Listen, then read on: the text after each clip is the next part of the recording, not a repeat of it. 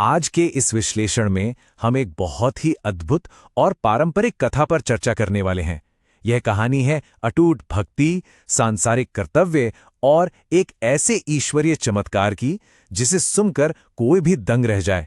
तो चलिए बिना किसी देरी के शुरू करते हैं।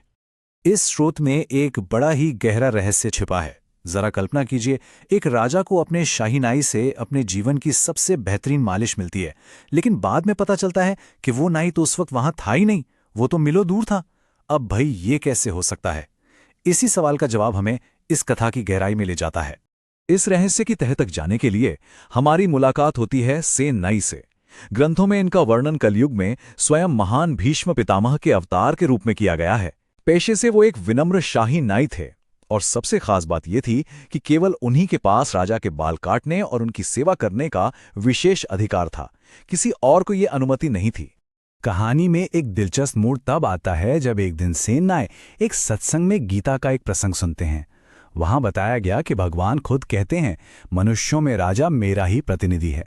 बस उन्होंने इस बात को बिल्कुल सच मान लिया और अपने राजा की सेवा बिल्कुल ऐसे शुरू कर दी जैसे वे साक्षात ईश्वर की सेवा कर रहे हों, एकदम पूरी श्रद्धा और अटूट भक्ति के साथ।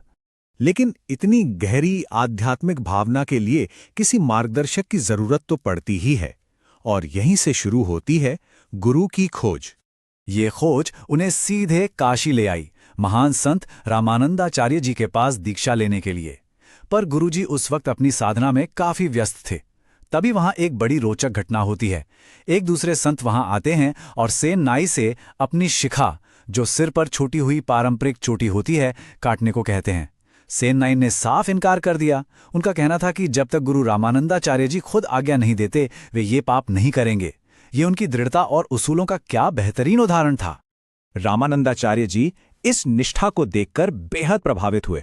उन्होंने तुरंत दीक्षा दी और 3 सख्त आदेश दिए। पहला, वापस अपने गांव जाओ।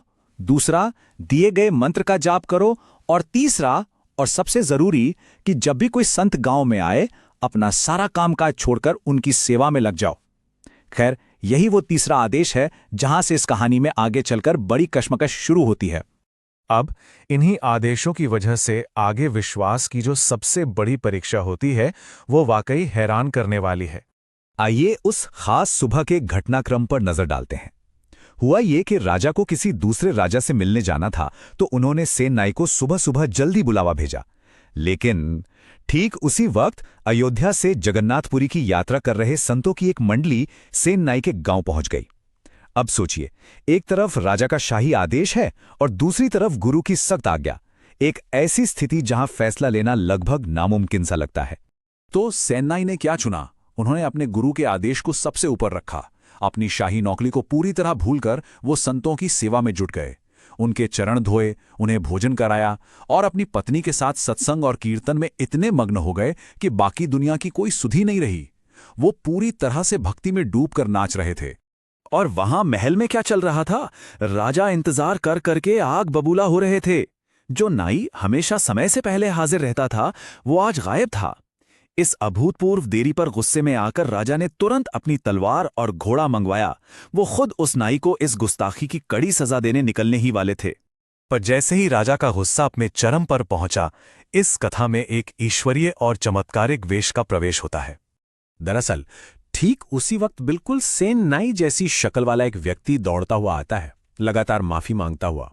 अब यहां एक फर्क समझना जरूरी है। असली सेन नाई हमेशा जल्दी आता था और उसकी सेवा करने का तरीका एकदम साधारण था। लेकिन उस दिन जो व्यक्ति आया, उसकी सेवा अलौकिक थी। उसने आते ही राजा के हाथ पैर दबाए, उंगलियां और कमर चटकाई। उसका स्पर्श इतना जादुई था कि राजा का सारा तनाव और गुस्सा छूमंतर हो गया। इसी अद्भुत मालिश के दौरान एक बड़ा ही हैरत अंगेज पल आता है। हुआ ये कि मालिश करवाते हुए राजा ने अपना सिर झुकाया और पास रखे तेल के एक पात्र यानी कटोरी में देखा।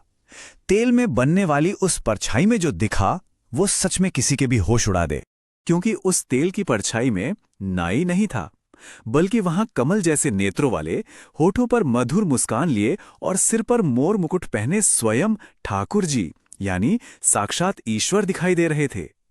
और सबसे अजीब बात तो ये थी कि जैसे ही राजा मुड़कर पीछे देखता, तो उसे वही अपना नाई मुस्कुराता हुआ दिखता।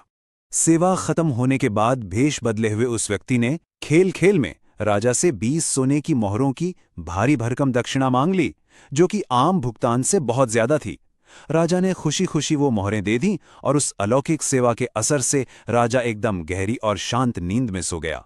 इस पूरी घटना का असली सच तब बाहर आता है जब एक जागृति का क्षण आता है और असली सेनाई को अपने शाही कर्तव्यों की याद सताने लगती है। अपना बक्सा उठाए सजा के डर से कांपता हुआ असली सेनाई भागते हुए महल पहुंचता है, पर वहां का नजारा कुछ और ही था। राजा पहले से ही पूरी तरह तैयार थे। जब राजा उन 20 सोने की मोहरों का जिक्र करते हैं जो उन्होंने अभी अभी दी थीं और उस अनोखे स्पर्श की तारीफ करते हैं, तो सेनाई बुरी तरह घबरा जाता है। वो बार बार जोर देकर यही कहता रहता है कि वो तो महल आया ही नहीं, वो तो पूरी सुबह अपने घर पर ही था। इस उलझन को सुलझाने के लिए गांव से गुजर रहे उन संतों को दरबार में बुलाया गया। तथ्य एकदम साफ थे। राजा का दावा था कि उन्हें नाई ने महल में सेवा दी, जबकि संतों की गवाही बिल्कुल पक्की थी। उन्होंने पुष्टि की कि सेन नाई तो पूरी सुबह उनके साथ उनके गांव में कीर्तन और सेवा में उपस्थित था। ये सुनते ही दोनों को समझ आ गया कि आखिर हुआ क्या है। जब उन्हें इस बात का एहसास हुआ कि स्वयं भगवान ने अपने एक भक्त की नौकरी और सम्मान बचाने के लिए एक नाई का रूप धारण किया था, तो दोनों भाव विभोर होकर रो पड़े। राजा ने कहा, तुम्हारे ही कारण ठाकुर जी आज मेरे महल में आए और मुझे स्पर्श किया। उन्होंने तुरंत से नाई को एक साधारण सेवक से बढ़ाकर अपना राजगुरु घोषित कर दिया। ये पूरा विश्लेषण अपने पीछे एक बहुत ही गहरा सवाल छोड़ जाता है। जब हमारे संसारिक कर्तव्यों और हमारी अटूट आध्यात्मिक भक्ति के बीच सीधा टकराव होता है, तो उस खाई को पाटने के लिए ऐसी कौन सी असाधारण शक्तियां काम करने लगती हैं? ये एक ऐसा प्रसंग है जो सोचने पे मजबूर कर देता है कि जहां पूर्ण और निस्वार्थ समर्पण होता है, वहां कैसे कैसे चमत्कार आकार ले लेते हैं। इसी विचार के साथ आज की ये चर्चा यहीं संपन्न होती है।